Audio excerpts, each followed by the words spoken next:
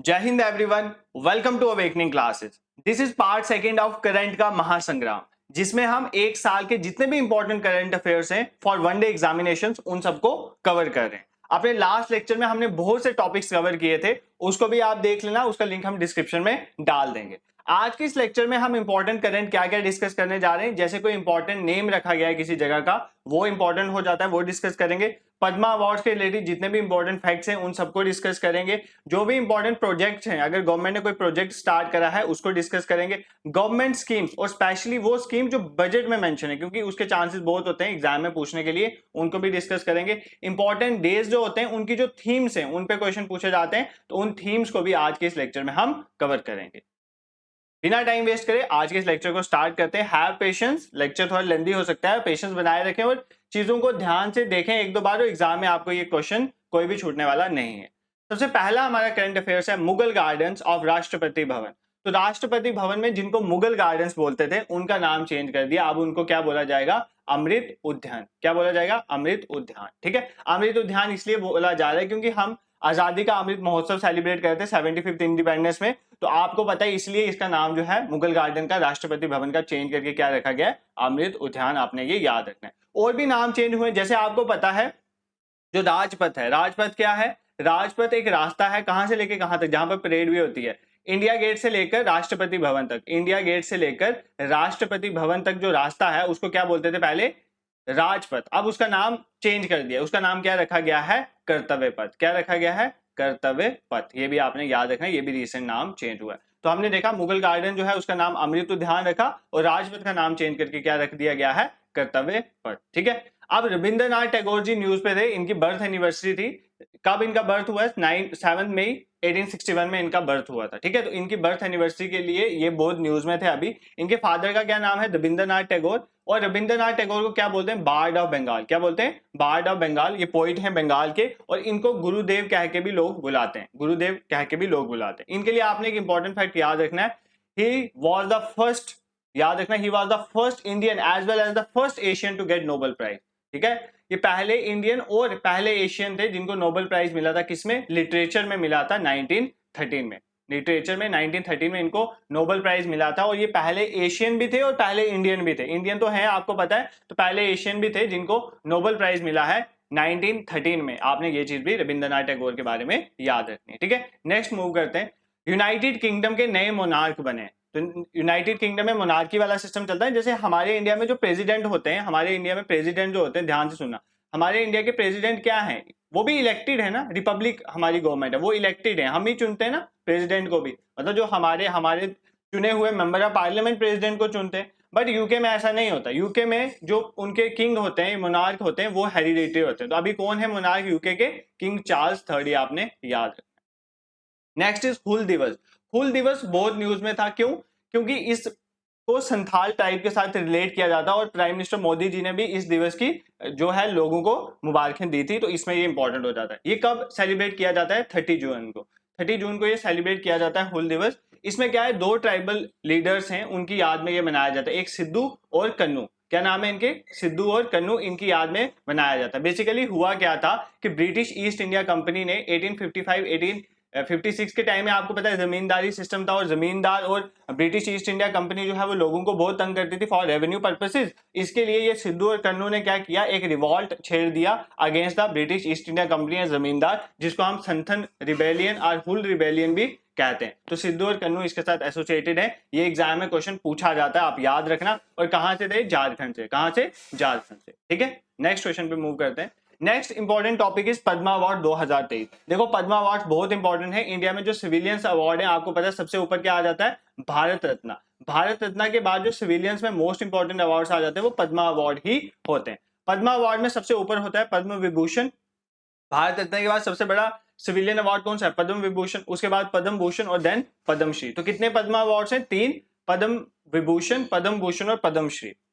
अब देखो टोटल इस बार कितने अवार्ड दिए गए? 106 अवार्ड दिए गए। पद्म विभूषण 6 लोगों को दिया गया है, पद्म भूषण 9 लोगों को दिया गया है, और पद्मश्री 91 लोगों को दिया गया है। और पोस्टोम्यूसली अगर हम बात करें, मतलब मरणोपरांत कितने लोगों को दिया गया है? तो 7 लोगों को दिया गया है, ये आपने याद रखना है। अब हमारे एग्जाम के लिए हम ये सभी तो याद नहीं कर सकते। पद्म विभूषण इंपॉर्टेंट है, वो हम सभी देख लेंगे, और पद्म भूषण पद्मश्री में जो इंपॉर्टेंट नेम्स है, इंपॉर्टेंट मतलब इन द सेंस की जो न्यूज में रहते हैं उनको मिला है, तो वो भी हम कवर कर लेंगे। ठीक है, तो सबसे पहले हम देख लेते हैं पद्म विभूषण जो 6 लोग हैं उनको किस किस को मिला है।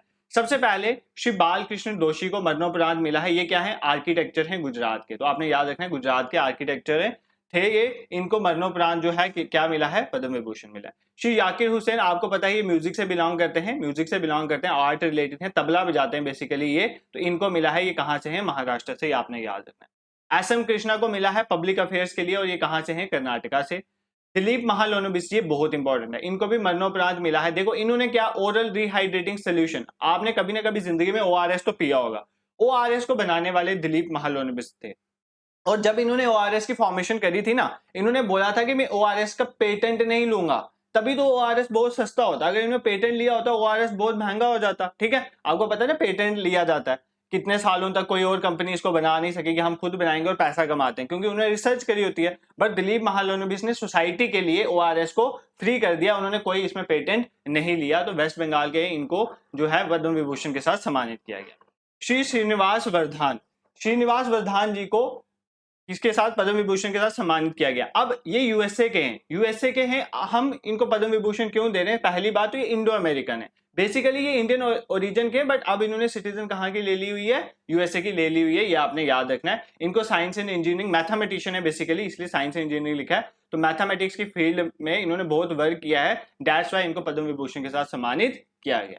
श्री मुलायम सिंह यादव, इनकी डेथ हो गई थी रिसेंटली, इसलिए इनको जो है पद्म विभूषण के साथ सम्मानित किया। इन्होंने पब्लिक अफेयर्स में बहुत इंपॉर्टेंट रोल प्ले किया, आपको पता है समाजवादी पार्टी के फाउंडर रह चुके हैं, और इंडिया के ये डिफेंस मिनिस्टर भी रह चुके हैं at one point of time. तो मुलायम सिंह यादव को भी मरणोपरांत पद्म विभूषण के साथ सम्मानित किया गया।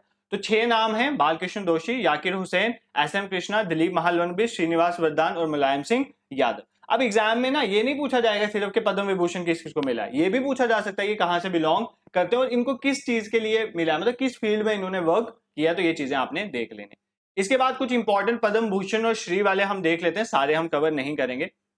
सबसे पहले इंपॉर्टेंट अवार्ड, आपने जो है ये एक मूवी ऋतिक रोशन की जरूर देखी होगी, सुपर 30, वो सुपर 30 मूवी जिससे इंस्पायर है, सुपर 30 के फाउंडर जो हैं मैथमेटिशियन आनंद कुमार, उनको मिला है पद्मश्री अवार्ड। तो आपने सुपर 30 मूवी देखी होगी जो ऋतिक रोशन की है, तो वो बेसिकली आनंद कुमार जी ये हैं, इनकी जो है बेसिकली इनकी लाइफ के रिलेटेड है, इन्होंने कैसे स्टूडेंट को पढ़ाया, तो उसके इनको पद्मश्री के साथ सम्मानित किया गया है। ठीक है, नेक्स्ट रवीना टंडन, इनको आपको जानते ही हो, एक्ट्रेस हैं और ये सोशल वर्क में बहुत इंपॉर्टेंट रोल प्ले करते हैं, तो इनको भी पद्मश्री के साथ सम्मानित किया गया। नेक्स्ट इज राकेश झुनझुनवाला, अगर आप स्टॉक मार्केट वगैरह की थोड़ी नॉलेज रखते हो तो इनका नाम आपने सुना ही होगा, इनको इंडिया का वॉरेन बफेट भी कहा जाता है या बिग बुल ऑफ इंडिया भी कहा जाता है। इनकी भी डेथ हो गई थी ना रिसेंटली, तो इनको भी पद्मश्री के साथ सम्मानित किया गया है। आकाशा एयरलाइन के भी ये फाउंडर रह चुके हैं। ठीक है, नेक्स्ट इंपॉर्टेंट इज के एम बिरला, इनका भी आपने नाम सुना होगा, बहुत बड़े इंडस्ट्रियलिस्ट हैं के एम बिरला, इनको भी जो है पद्म भूषण के साथ सम्मानित किया गया, इनको पद्म भूषण के साथ सम्मानित किया गया, आपने याद रखना है। सुधा मूर्ति, इनका नाम तो आपने सुना ही होगा। सुधा मूर्ति क्या है, सुधा मूर्ति एक तो नारायण मूर्ति की ये वाइफ है। ठीक है, नारायण मूर्ति कौन है, इन दोनों ने मिलकर इन्फोसिस की फाउंडेशन रखी थी। इन्फोसिस आज हमारी, अगर हम आईटी सेक्टर में बोल रहे हैं तो बहुत इंपॉर्टेंट कंपनी है। सेकंड थिंग इज दैट सुधा मूर्ति, इसके बावजूद सुधा मूर्ति जो है उनका एक बहुत इंपॉर्टेंट रोल है सोशल वर्क में, डिफरेंट एरियाज में सोशल वर्क में इन्होंने बहुत इंपॉर्टेंट रोल प्ले किया, और ये एक राइटर भी हैं। तो इनकी वजह से, इनकी बहुत सारी जो सोशल वर्क है उनकी वजह से इनको जो है पद्म भूषण के साथ सम्मानित किया गया है। और ये ऋषि सुनाक जो करंट ब्रिटेन के प्राइम मिनिस्टर हैं, उनकी मदर इन लॉ भी हैं, ये भी आप याद रख सकते हो। ठीक है, नेक्स्ट अगर हम देखें साइक्लोन्स, तो अभी बहुत से साइक्लोन्स आए, बट हमने देखा है मोस्ट ऑफ द साइक्लोन्स हमारे कहां पर होते हैं, ये बे ऑफ बंगाल है। ठीक है, इंडिया के राइट साइड में बे ऑफ बंगाल है और लेफ्ट साइड में क्या है, हमारा अरेबियन सी, अरेबियन सी हमारे लेफ्ट साइड में। जो मोस्ट ऑफ द साइक्लोन्स आते हैं ना, वो कहां पर आते हैं, बे ऑफ बंगाल में आते हैं। बट अगर अरेबियन सी में कोई साइक्लोन आता भी है ना, वो छोटा सा साइक्लोन होता है, वो जल्दी खत्म हो जाता है। बट रिसेंटली जो साइक्लोन आया था बिपरजॉय, एक तो ये डेवलप हुआ अरेबियन सी में, ठीक है, एक तो अरेबियन सी में डेवलप हुआ, और दूसरा ये इतना मतलब सॉफ्ट भी नहीं था, इसमें हार्ड था, इसने थोड़ी बहुत डिस्ट्रक्शन भी करी, इंडिया के गुजरात वगैरह कोस्ट में भी करी थी। तो साइक्लोन बिपरजॉय पहले आपने याद रखना है कहां पर आया, अरेबियन सी में। ये इंपॉर्टेंट है क्योंकि अरेबियन सी में इतने साइक्लोन नहीं आते।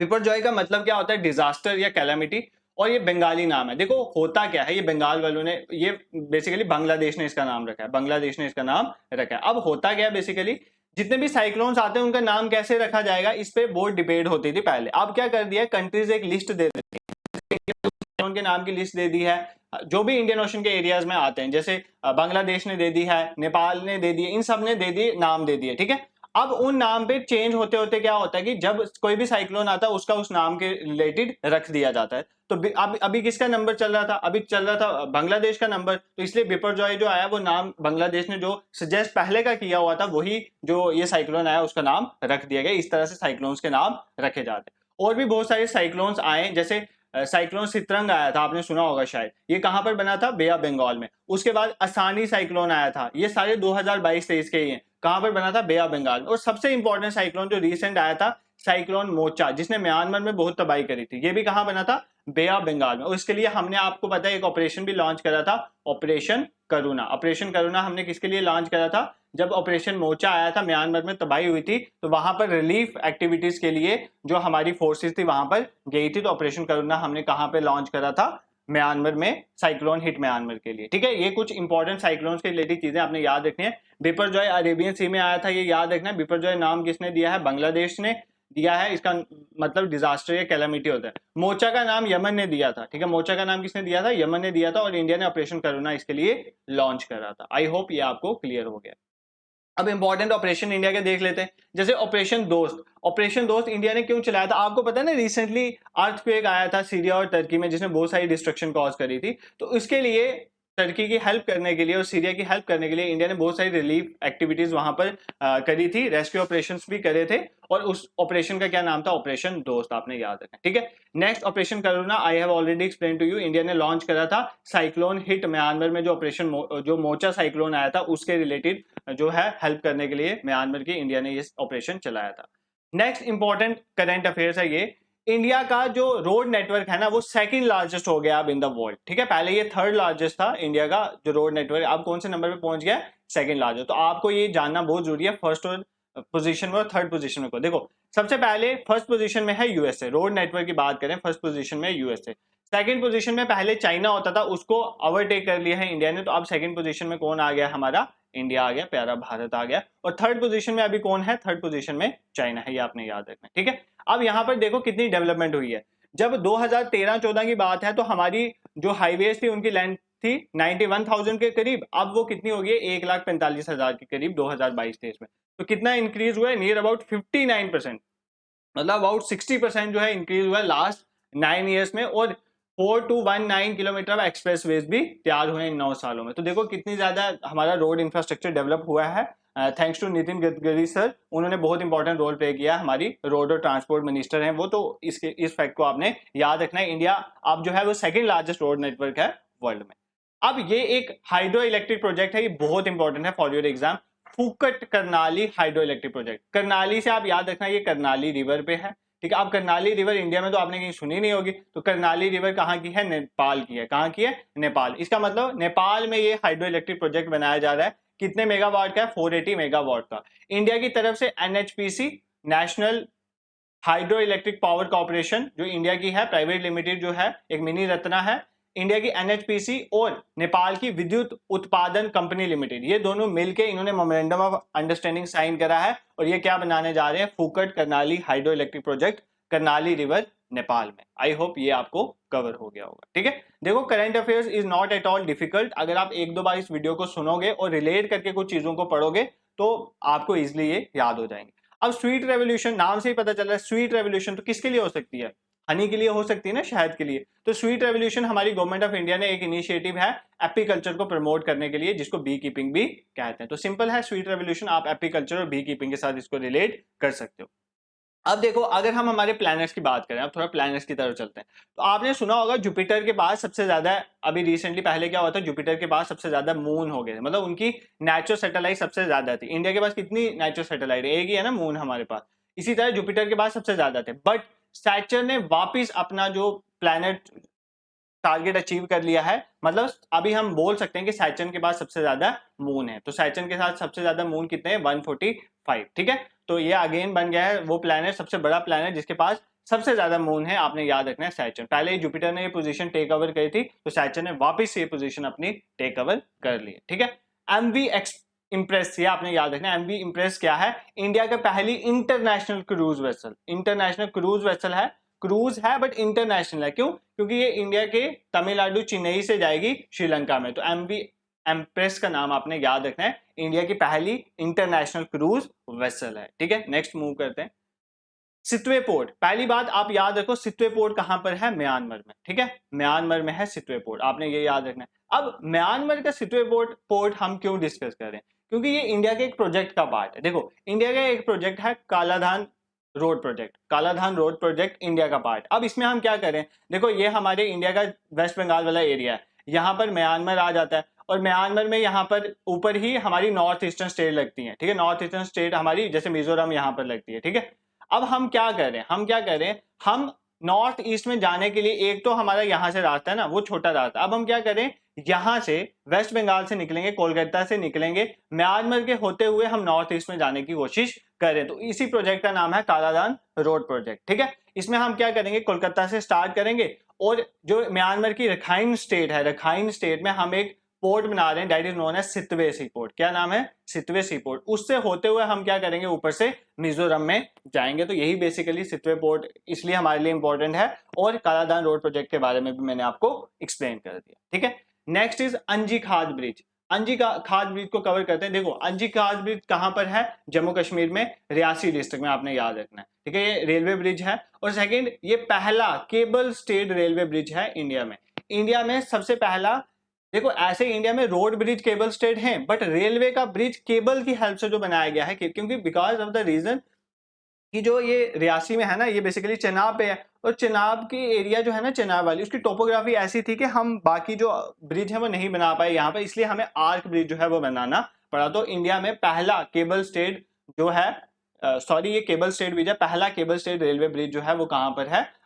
जम्मू कश्मीर के रियासी डिस्ट्रिक्ट में, और इसका क्या नाम है? अंजी घाट ब्रिज। ये आपने याद रखना है। ठीक है, next, cyclone Mocha, I have already explain to you. इसका नाम किसने दिया? आपने याद रखना है, यमन ने। यमन ने इसका नाम दिया। यमन किसके लिए फेमस है? कॉफी की कल्टीवेशन के लिए।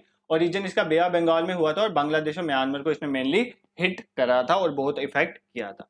नेक्स्ट, हक्की पिकी ट्राइबल कम्युनिटी। देखो, हक्की पिकी ट्राइबल कम्युनिटी क्यों न्यूज पे है, अब इसको ध्यान से समझो। देखो, बेसिकली ये कहाँ की ट्राइब है? कर्नाटका में थी। इसके बहुत से लोग, इस टाइप के कम्युनिटी के बहुत से लोग क्या थे? सूडान में थे। तो आपको पता है सूडान में रिसेंटली वायलेंस हो गया था, इसमें मैंने शॉर्ट भी बनाई थी। क्या वायलेंस हुआ था? उनकी अपनी आर्मी और पैरामिलिट्री फोर्सेस के बीच में ही उनका कंफ्लिक्ट हो गया था। तो ये जो हक्की पिकी ट्राइब कर्नाटका की जो जो बहुत से लोग सूडान में फंस गए थे, उनको वापस लाने के लिए हमने एक मिशन लॉन्च करा था। उस मिशन की हेल्प से हमने उनको लाया था। मिशन क्या नाम था? मिशन कावेरी। ठीक है, ऑपरेशन कावेरी से हमने उनको लाया था। तो बेसिकली इसीलिए हक्की पिकी ट्राइब बहुत न्यूज थी, और आपको इसके बारे में पता होना चाहिए। एक सेमी नोमैडिक ट्राइबल ग्रुप है, और जो वेस्ट और साउथ इंडिया में रहता है, सिर्फ साउथ में ही नहीं है, ये वेस्ट में भी रहता है। तो कर्नाटका की हक्की पिकी ट्राइब के लोग जो हैं वो सूडान में फंस गए थे, और उनको लाने के लिए हमने ऑपरेशन कावेरी को लॉन्च किया था। नेक्स्ट और इंपॉर्टेंट न्यूज है गंगा विलास क्रूज। देखो, एक क्रूज शिप है, गंगा विलास नाम की है। टूरिज्म को प्रमोट करने के लिए हमने इस शिप को स्टार्ट किया है। पहली बात, ये वर्ल्ड की लॉन्गेस्ट रिवर क्रूज है। तो वर्ल्ड की लॉन्गेस्ट, सबसे लंबी जर्नी करने वाली रिवर क्रूज है। ये कहाँ से स्टार्ट होगी, मैं आपको यहाँ से समझा। देखो, ये वाराणसी से, यूपी के वाराणसी से स्टार्ट होगी। ठीक है, गाजीपुर जाएगी, पटना होते हुए जाएगी, यहाँ से जाएगी कोलकाता, वेस्ट बंगाल कोलकाता में जाएगी। उसके बाद यहाँ से जाती हुई बांग्लादेश में जाएगी। कहाँ जाएगी? बांग्लादेश। और बांग्लादेश से होते हुए हमारी नॉर्थ ईस्टर्न स्टेट असम के डिब्रूगढ़ तक मजूली आइलैंड से होती हुई जाएगी। देखो, ये रास्ते में वो सारे एरियाज को कवर करती जा रही है जहां पर टूरिज्म की जो है वो अपॉर्चुनिटीज हैं। तो टूरिज्म को प्रमोट करने के लिए बेसिकली हमने गंगा विलास क्रूज को स्टार्ट करा है। ठीक है, ये 51 डेज की जर्नी होगी, और वाराणसी से लेके असम के डिब्रूगढ़ में ये जाएगी। इसमें दो वाटरवेज कवर हो रहे हैं, नेशनल वाटरवेज। एक तो गंगा वाला कवर हो रहा है NW1, और दूसरा NW2, वो कौन सा है? ब्रह्मपुत्र रिवर में। और यहाँ पर इंपॉर्टेंट क्वेश्चन पूछा जा सकता है कि गंगा विलास क्रूज जो है वो कौन कौन सी स्टेट को कवर करती हुई जाएगी, या अगर कोई कंट्री भी है उसको कवर करती हुई जाएगी, सिटीज को कवर करती हुई, तो वो बताओ। देखो, सबसे पहले यूपी वाराणसी से निकली, फिर बिहार पे जाएगी, फिर झारखंड में जाएगी, फिर कोलकाता में जाएगी, ढाका में जाएगी क्योंकि बांग्लादेश में जा रही है, और असम में उसके बाद जाएगी। आपने याद, जैसे पूछ लिया जाता है ट्रॉपिक ऑफ कैंसर कहाँ कहाँ से पास करता है। ठीक है, इंडिया का स्टैंडर्ड मेरिडियन कहाँ कहाँ से पास करता है। इसी तरह ये भी पूछा जा सकता है आपको कि कौन कौन से एरिया से गंगा विलास क्रूज जो है वो क्रॉस करती है। ठीक है, आई होप ये क्वेश्चन आपको क्लियर हो गया। ठीक है, अब रिसेंटली कुछ डेवलपमेंट और भी हुई है, उनको भी कवर कर लेते हैं। सबसे पहले कॉन्स्टिट्यूशनल पार्क। कॉन्स्टिट्यूशनल पार्क का मतलब संविधान उद्यान, ठीक है, संविधान उद्यान कॉन्स्टिट्यूशन के नाम पे एक पार्क बनाया है। कहाँ पर बनाया गया है? जयपुर में, ठीक है। राजभवन जो है जयपुर का जो राजभवन है, वहां पर गवर्नर हाउस है, वहां पर कॉन्स्टिट्यूशन पार्क बनाया गया। इसको इनॉग्रेट किसने करा है? इंडिया की प्रेसिडेंट द्रौपदी मुर्मू जी ने। आपने ये याद रखना है। द्रौपदी मुर्मू जी के बारे में उन्होंने एक बुक, उनके रिलेटेड एक बुक लिखी है, कस्तूरी राय ने, ठीक है। आप मुझे उस बुक का नाम कमेंट बॉक्स में बताओ, कल ही मैंने वो पढ़ा है और वो बहुत इंपॉर्टेंट है, ठीक है। तो आप मुझे उसका नाम कमेंट बॉक्स में जरूर बताना। Next is international multi modal logistic park. देखो अब ये क्या होता है international multi modal logistic park? News तो सिंपल है कि इंडिया का पहला international multi modal logistic park कहाँ पर डेवलप हुआ है? असम के जोगी गुफा में। तो असम में हुआ है, ये तो इंपॉर्टेंट है, आपने याद रखना ही है। अब ये मल्टी मॉडल लॉजिस्टिक पार्क क्या? देखो लॉजिस्टिक क्या होता है? सामान, ठीक है, कोई भी सामान जैसे फ्रीट होता है उसको एक जगह से दूसरी जगह में लेके जाना, उसको बोलते हैं लॉजिस्टिक, ठीक है। अब देखो इंडिया में ना लॉजिस्टिक कॉस्ट बहुत ज्यादा आती है। इंडिया में सामान सस्ता बनता है, ठीक है, बट हमारी जो ट्रांसपोर्टेशन है उसकी कॉस्ट बहुत बढ़ जाती है। रीजन बिंग इंडिया का रोड इंफ्रास्ट्रक्चर और रेलवे इंफ्रास्ट्रक्चर इतना अच्छा नहीं है और इनलैंड वाटरवेज भी इतने अच्छे नहीं है, इसलिए क्या है कि टाइम लगता है सामान को एक जगह से दूसरी जगह लेके जाने के लिए और कॉस्ट उसकी बढ़ जाती है। अब इसको कम करने के लिए, कॉस्ट ऑफ लॉजिस्टिक को कम करने के लिए international multi modal logistic park का कंसेप्ट लाया गया।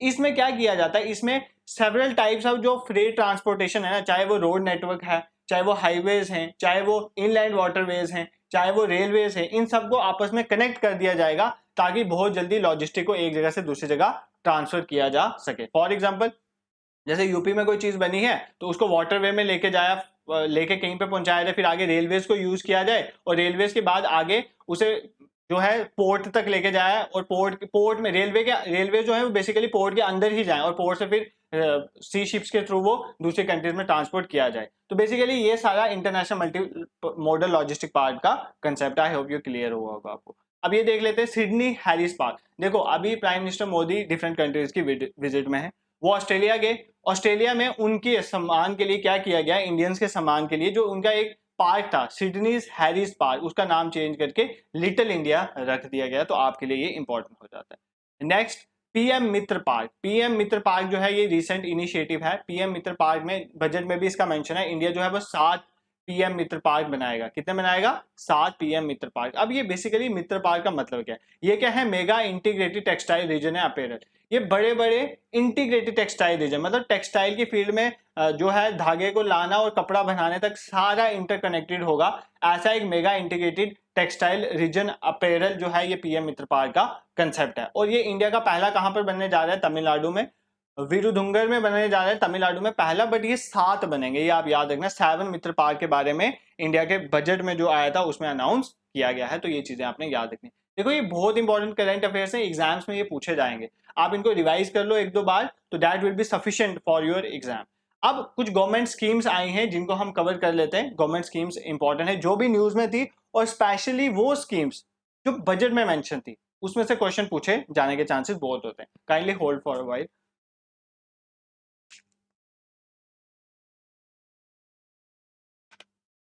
देखो सबसे पहली जो गवर्नमेंट स्कीम है वो प्रधानमंत्री गरीब कल्याण अन्न योजना है, ठीक है। अब गरीब कल्याण अन्न योजना जो है, आप बोलोगे ये तो अभी स्टार्ट नहीं हुई है, कोविड-19 के टाइम में स्टार्ट हुई थी। इसमें क्या किया जा रहा था? 5 केजी फ्री राशन दिया जा रहा था लोगों को। ध्यान से सुनना, 5 केजी फ्री राशन जो है लोगों को दिया जा रहा था along with subsidise food under PDS. देखो पब्लिक डिस्ट्रीब्यूशन सिस्टम जो है इंडिया का, जो नेशनल फूड सिक्योरिटी एक्ट है 2013, उसके अंदर आपको पता है पब्लिक डिस्ट्रीब्यूशन सिस्टम काम करता है, जिसमें लोगों को क्या दिया जाता है? लोगों को व्हीट, राइस, कोर्स ग्रेन दिए जाते हैं, बट ये सब्सिडाइज रेट में दिए जाते हैं। सब्सिडाइज रेट मतलब कुछ सस्ते में दिए जाते हैं। फॉर एग्जाम्पल व्हीट जो है वो 2 रुपए केजी दिया जाता है, राइस जो है 3 रुपए किलो दिया जाता है, कोर्स ग्रेन जो 1 रुपए किलो दिया जाता है। ये तो दिया ही जाएगा, बट जब कोविड आया तो गवर्नमेंट ने ये बोला कि 5 किलो इसके साथ फ्री राशन भी दिया जाएगा, ठीक है। ये पहले ये कंसेप्ट चल रहा था। अब सुनना कि वो न्यूज में क्यों आया। अब ये कोविड के टाइम पे स्टार्ट हुआ था, 2022 में ये खत्म हो गया, 2022 में खत्म हो गया। अब गवर्नमेंट ने क्या बोला? गवर्नमेंट ने ये बोला कि 2023 में क्या किया जाएगा? फ्री फूड ग्रेन दिया जाएगा बेनिफिशियरीज को। फॉर एग्जांपल जो पब्लिक डिस्ट्रीब्यूशन सिस्टम है, जिसके अंदर जो ये प्रायोरिटी हाउस होल्ड आते हैं या अंत्योदय अन्न योजना वाले लोग आते हैं, जैसे प्रायोरिटी हाउस होल्ड में 5 किलो पर पर्सन दिया जाता है, और अंत्योदय अन्न योजना में 35 किलो जो है पर मंथ जो है वो राशन दिया जाता है किसी पर्सन को। अब ये जो राशन दिया जा रहा है ना, इनमें अंत्योदय अन्न योजना पीएचएच में ये फ्री दिया जाएगा लोगों को। एडिशनल 5 किलो नहीं दिया जाएगा। प्रधानमंत्री गरीब कल्याण योजना में जो एडिशनल 5 किलो दिया जा रहा था ना, अब वो नहीं दिया जाएगा। जो सब्सिडाइज फूड पहले दिया जा रहा था, अब उस सब्सिडाइज फूड को फ्री दिया जाएगा 1 साल के लिए। तो ये आपने याद रखना है, ठीक है। आपको कंफ्यूजन हो रही होगी अगर आपने ये नहीं चीजें पढ़ी हैं, तो मैं एक बार वापस एक्सप्लेन कर देता हूँ, ध्यान से सुनना। प्रधानमंत्री गरीब कल्याण अन्न योजना जो है, ध्यान से सुनो, ये स्टार्ट करी थी हमने कोविड के टाइम में। इससे पहले क्या होता था, इससे पहले जैसे पीएचएच थी, अंत्योदय अन्न योजना थी, इसके तहत हम क्या करते थे, कुछ राशन लोगों को सब्सिडाइज रेट में देते थे। क्या देते थे, सब्सिडाइज रेट में। मतलब 2 रुपए किलो आटा मिलता था, 3 रुपए किलो चावल मिलते थे, 1 रुपए किलो कोर्स ग्रेन मिलता था, ठीक है, ऐसे चलता था। कोविड आया, हमने बोला ये तो हम देंगे ही देंगे जो पुराना दे रहे हैं, उसके साथ 5 किलो जो है एडिशनल राशन फ्री में देंगे, क्योंकि कोविड वाली कंडीशन थी। अब उसके बाद ये स्कीम चलती गई, 2022 में ये स्कीम खत्म होगी। अब गवर्नमेंट ने ये बोला कि जो 5 किलो हम एक्स्ट्रा देते ना, ये तो अब नहीं देंगे, बट जो पहले सब्सिडाइज रेट पे दे रहे ना, उसको फ्री कर देंगे 1 साल के लिए। तो ये इसीलिए न्यूज में था, ठीक है। और नेशनल फूड सिक्योरिटी एक्ट जो है, अपनी फूड सिक्योरिटी को प्रमोट करने के और लोगों तक खाना पहुंचाने के लिए, इसमें सब कुछ आ जाता है। वो कब स्टार्ट हुआ, 2013 में, ये भी आपने याद रखना। आई होप आपको ये क्लियर हो गया। और ये किसके अंडर आता है ये भी देखना, ministry of consumer affairs food and public distribution के अंदर। ये पीडीएस वगैरह सब कुछ इसके अंदर ही आता है।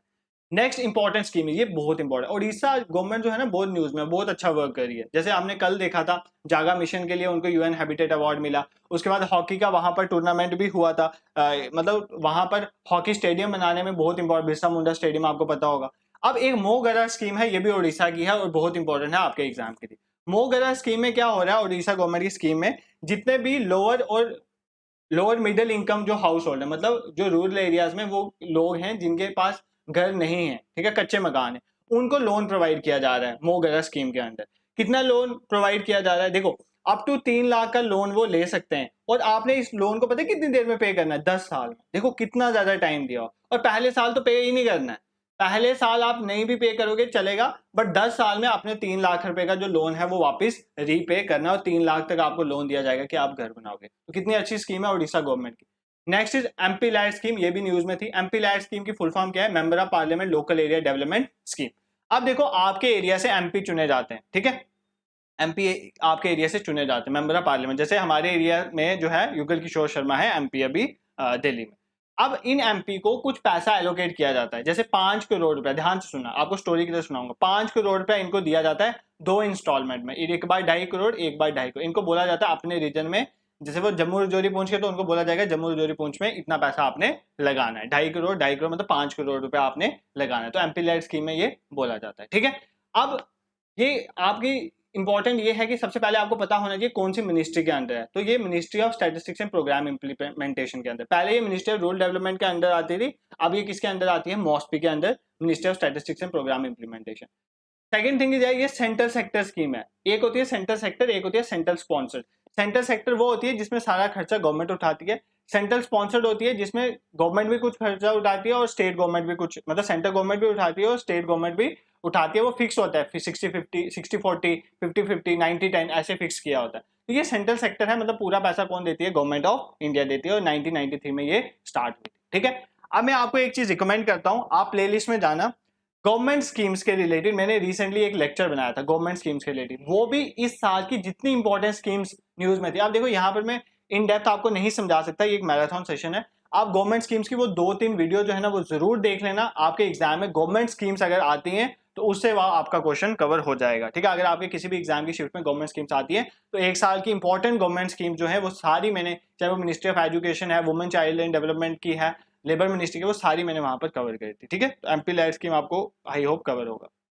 नेक्स्ट मूव करते हैं वाइब्रेंट विलेज प्रोग्राम। तो वाइब्रेंट विलेज प्रोग्राम क्या है, वाइब्रेंट विलेज प्रोग्राम ये है कि इंफ्रास्ट्रक्चर डेवलप करो बॉर्डर्स के अलावा। जैसे इंडिया का जो चाइना बॉर्डर है ना, आपको पता है चाइना वहां पे बहुत सारा इंफ्रास्ट्रक्चर डेवलप कर रहा है।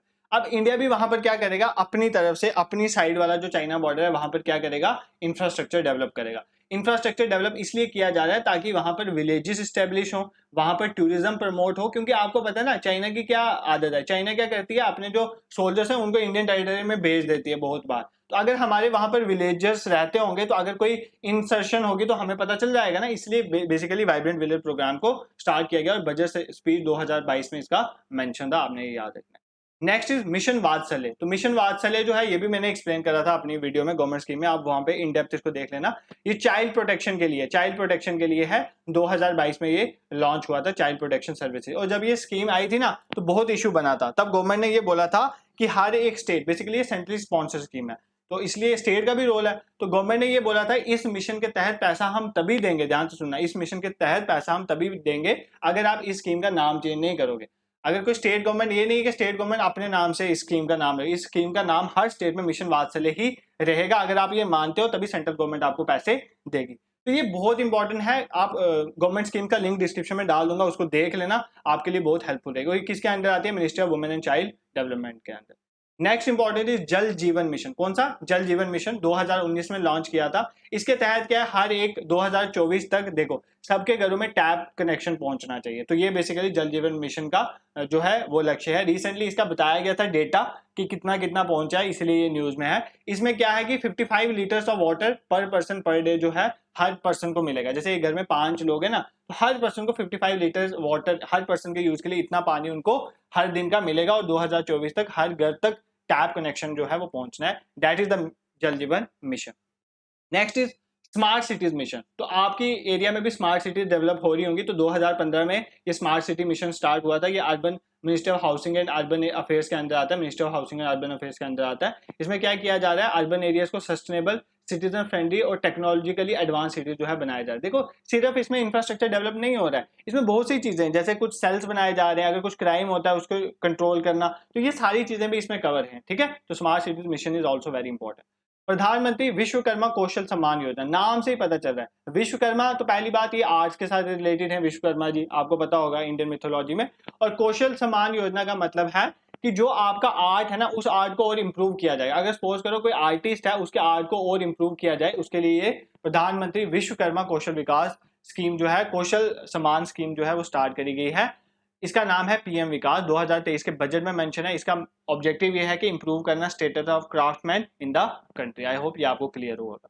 Next is national green hydrogen mission. This is very important for your exam. अभी ग्रीन हाइड्रोजन को बहुत इंपॉर्टेंट जो है रोल प्ले किया जा रहा है ग्रीन हाइड्रोजन की फील्ड में। अब देखो यहाँ पर ये है कि जितने भी रिन्यूएबल एनर्जी रिसोर्सेज है ना, उनके बारे में जो भी डेटा आता है आपको पता होना चाहिए, क्योंकि इन्वायरमेंट अभी कंट्रीज इन्वायरमेंट बहुत सेंसिटिव है, क्योंकि ग्लोबल टेम्परेचर बढ़ रहा है। तो ये किसके अंदर आता है? Ministry of new and renewable energy.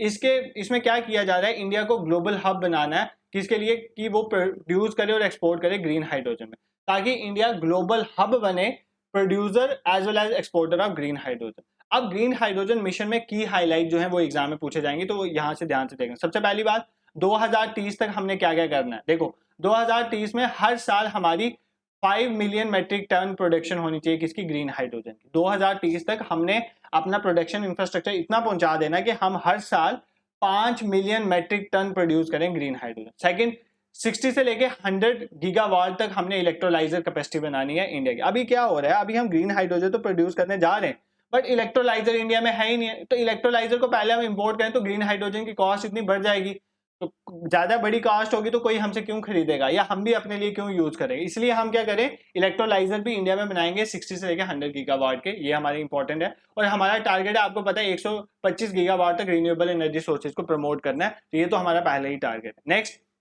इससे फायदा क्या होगा? पहली बात तो गवर्नमेंट ने कितना पैसा एलोकेट किया है, 19,744 करोड़ इसके लिए एलोकेट किया है। इससे फायदा ये होगा कि हम जो इंपोर्ट करते हैं ना, उसमें जो खर्चा आता है वो कम हो जाएगा। 1 लाख करोड़ रुपया हम हर साल सेव करेंगे इससे।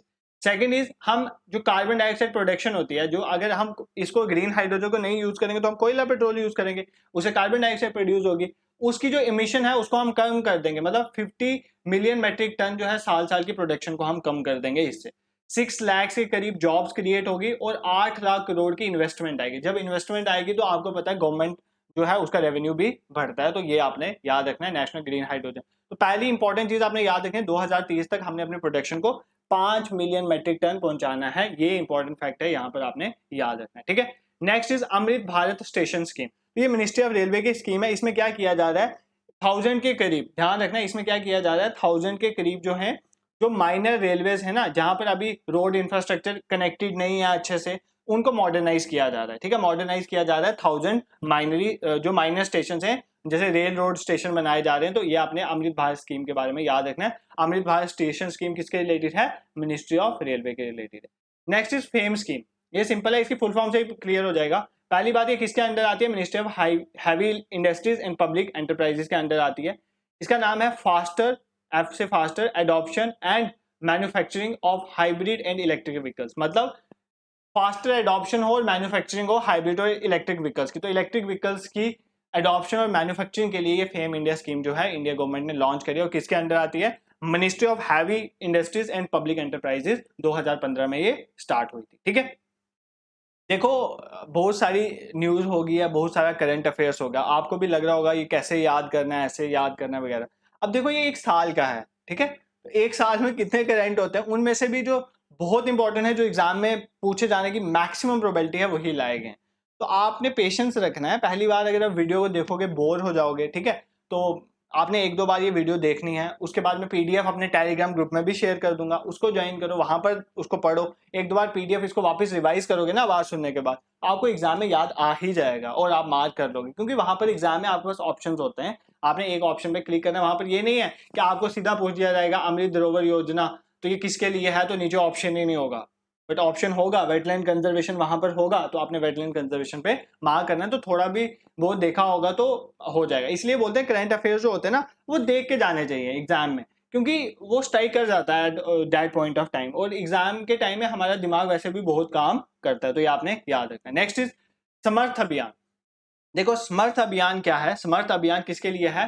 पंचायत में ग्राम पंचायत जो उसमें डिजिटल ट्रांजेक्शन को प्रमोट करने के लिए। किसके? ग्राम पंचायत में डिजिटल ट्रांजेक्शन को प्रमोट करने के लिए हमारा समर्थ अभियान है। मिनिस्ट्री ऑफ रूरल डेवलपमेंट ने स्टार्ट करा है, और किसने लॉन्च करा है? हमारे यूनियन मिनिस्टर गिरिराज सिंह ने। गिरिराज सिंह कौन है? ये यूनियन मिनिस्टर हैं किसके? मिनिस्ट्री ऑफ पंचायती राज के। तो उन्होंने ही ये डिजिटल ट्रांजेक्शन को प्रमोट करने के लिए ग्राम पंचायत में समर्थ अभियान को स्टार्ट करा है।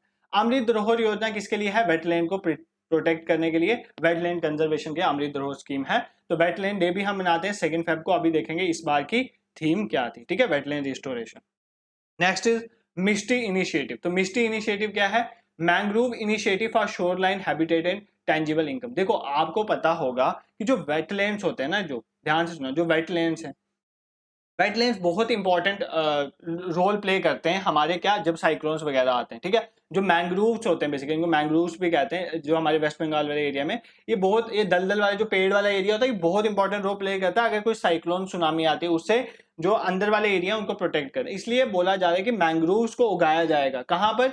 जितने भी शोर्स हैं, ओशन के शोर्स हैं, वहां पर उगाया जाएगा। तो बेसिकली इसके लिए ये मिस्टी स्कीम जो लॉन्च करेगी, तो आपने याद रखें मैंग्रोव प्लांटेशन के लिए स्कीम है, बजट में इसको अनाउंस किया गया है। और कोस्ट लाइन जितना भी है, ये साल्ट पैन लैंड है, वहां पर इनको ग्रो किया जाएगा। इसकी फुल फॉर्म भी आप याद रख सकते हो, ठीक है। Next is aspirational block programme. आपने एस्पायरेशनल डिस्ट्रिक्ट प्रोग्राम तो सुना होगा, ठीक है, यूपी गवर्नमेंट ने स्टार्ट किया था, बाद में इंडिया में इसको अडॉप्ट कर लिया हमने।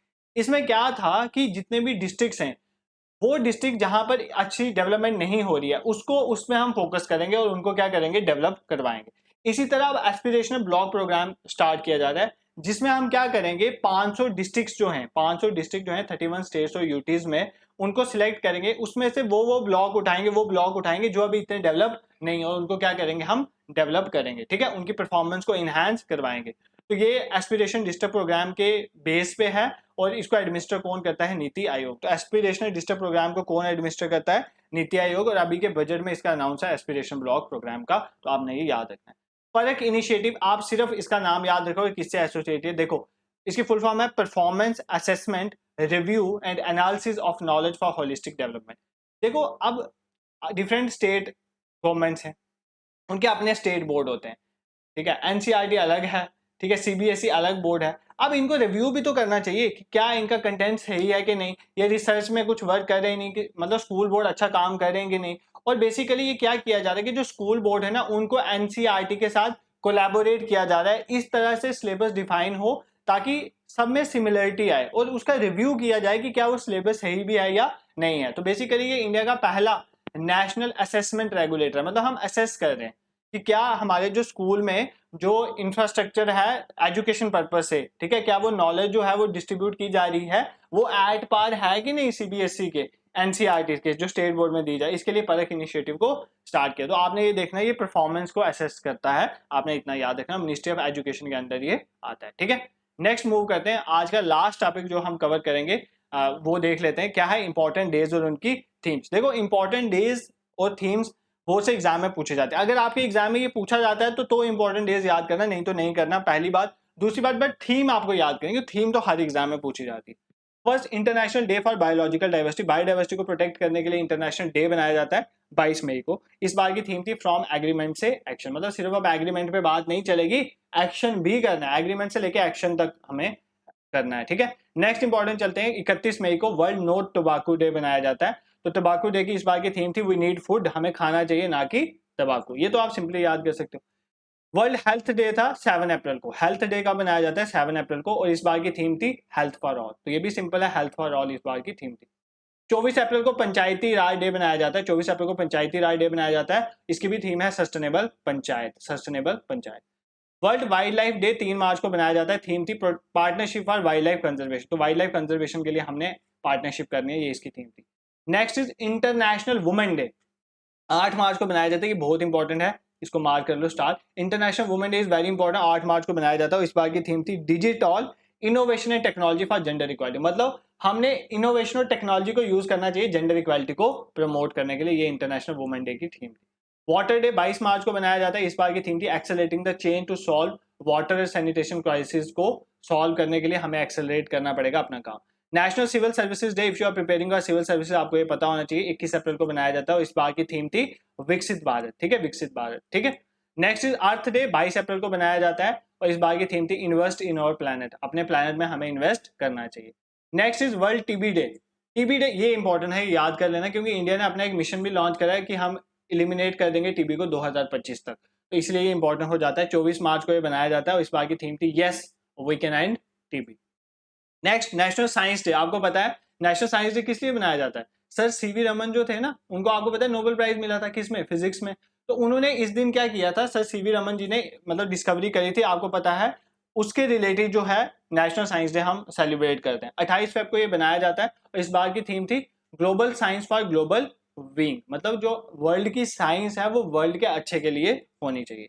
नेशनल वोटर्स डे 25 जनवरी को बनाते हैं, और इस बार की थीम बहुत अच्छी थी इसकी, नथिंग लाइक वोटिंग, वोटिंग से अच्छा कुछ नहीं है, आई वोट फॉर श्योर, मैं पक्का वोट करूंगा। ठीक है, next is international day of happiness. आजकल हैप्पीनेस की बहुत कमी हो गई है सोसाइटी में, तो लोग खुश ही नहीं है, इसलिए इंटरनेशनल डे ऑफ हैप्पीनेस बनाया जाता है 20 मार्च को, ताकि सब खुश रहें। इस बार की थीम थी be mindful, be grateful, be kind.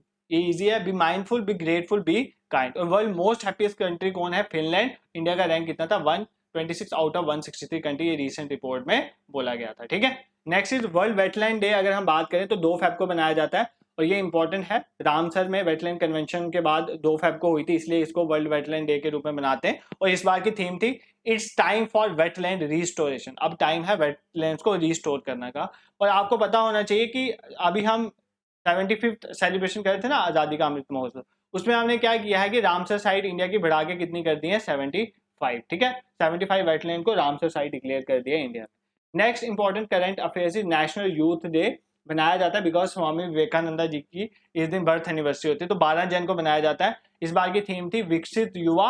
अगर हमारा युवा यूथ डेवलप होगा तो इंडिया का भारत भी क्या होगा? डेवलप होगा। Developed youth, developed India. Birth anniversary होती है स्वामी विवेकानंद की, ये सब आपको पता है।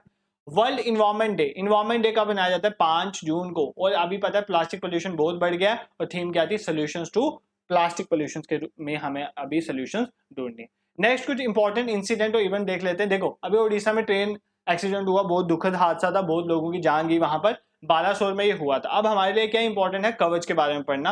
देखो इस ट्रेन में कवच इंस्टॉल नहीं था। ठीक है, कवच क्या है? कवच एक इंडिया द्वारा डेवलप किया गया एक ऐसा सिस्टम है, अगर 2 ट्रेन आपस में आमने सामने आ जाती हैं और अगर वो गलती से एक ही ट्रैक में आ जाती हैं, तो कवच क्या करेगा? उन ट्रेन की स्पीड को ऑटोमेटिकली स्लो कर देगा। दैट इज कवच। इसे ट्रेन एक्सीडेंट प्रिवेंट होंगे। ठीक है, तो प्रिवेंट करने के लिए कोलिजन ऑफ ट्रेन एक्सीडेंट, तो ये एक इलेक्ट्रॉनिक डिवाइसेस का सेट है और रेडियो फ्रीक्वेंसी आइडेंटिफिकेशन डिवाइसेस का यहाँ पर यूज किया गया। RFID का यूज किया गया, ये आप याद रखना, इस टेक्नोलॉजी का यहाँ पर यूज किया गया।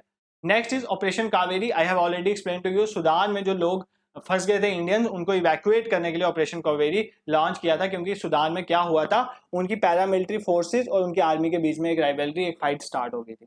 एससीओ की बात करें, शंघाई कोऑपरेशन ऑर्गेनाइजेशन जो है इंडिया की, देखो इस बार की जो इसकी सबमिट हुई वो इंडिया में हुई, वर्चुअल मोड से हुई थी, ठीक है, क्योंकि इंडिया इस बार इसका होस्ट था। अब आपने इस बार की थीम बतानी है, थीम थी for a secure SCO, for a secure SCO.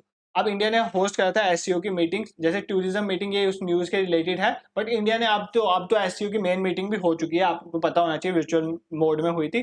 तो थीम क्या थी, फॉर अ सिक्योर एससीओ। आपने मुझे कमेंट बॉक्स में बताना है एससीओ के कितने मेंबर्स हैं, और आपने मुझे ये भी जरूर बताना है कि क्या ईरान एससीओ का मेंबर है, ये मुझे आपने कमेंट बॉक्स में बताना है, ठीक है। आज के लिए इतना ही रखते हैं, बहुत हेक्टिक हो जाएगा। देखो कल के लिए क्या है, हमने जैसे जितने भी डिफेंस हमारी एक्सरसाइजेज होते हैं उन सबको हमने कवर करना है, प्लस जितने भी इंपॉर्टेंट जो करंट अफेयर्स हैं, वन लाइनर है, बहुत इंपॉर्टेंट है आपके एग्जाम के लिए, वो सब भी हम कल के लेक्चर में कवर करेंगे, ठीक है। और उसके बाद अभी रिसेंटली नई पार्टीज बनी है, स्पोर्ट्स में जितने भी इवेंट्स हुए, ये सब हम कल के लेक्चर में देखेंगे, क्योंकि बहुत हेक्टिक हो जाएगा आपके लिए प्रिपेयर करना। मेरा काम है, मैं तो पढ़ा देता हूँ, बट रिटेन किसने करना है, आपने ही करना है, ठीक है। Thank you so much for watching. अगर आप चैनल पे नए हैं तो चैनल को जरूर सब्सक्राइब करें। अगर आपको कंटेंट पसंद आ रहा है, प्लेलिस्ट में जाएं, हिस्ट्री, पॉलिटी, ज्योग्राफी, इकोनॉमिक, हर सब्जेक्ट के रिलेटेड करंट अफेयर्स तो डाले हुए हैं, प्लस हम एक एडिशनल तरह से तैयारी करवाते हैं, एमसीक्यू कम रिवीजन सेशन, तो उनको आप जरूर देख लें। आपसे एमसीक्यूज भी हो जाते हैं प्रैक्टिस, फ्री मॉक मिलते हैं आपको, और प्लस रिवीजन भी हो जाती है। डेली करंट अफेयर्स के लिए हमारे इंस्टाग्राम हैंडल को ज्वाइन करें, लिंक डिस्क्रिप्शन में है। और टेलीग्राम में हम डेली क्विज भी देते हैं, न्यूज़पेपर भी द हिंदू, इंडियन एक्सप्रेस आपको मिल जाता है, और भी कोई एडिशनल इन्फॉर्मेशन हम मॉर्निंग में आपको टारगेट दे देते हैं, और इवनिंग में आप प्रिपेयर करो, और इवनिंग में आपके लिए उसके लिए एमसीक्यू प्लस रिवीजन सेशन होता है। I hope you like this lecture. Thank you so much for watching.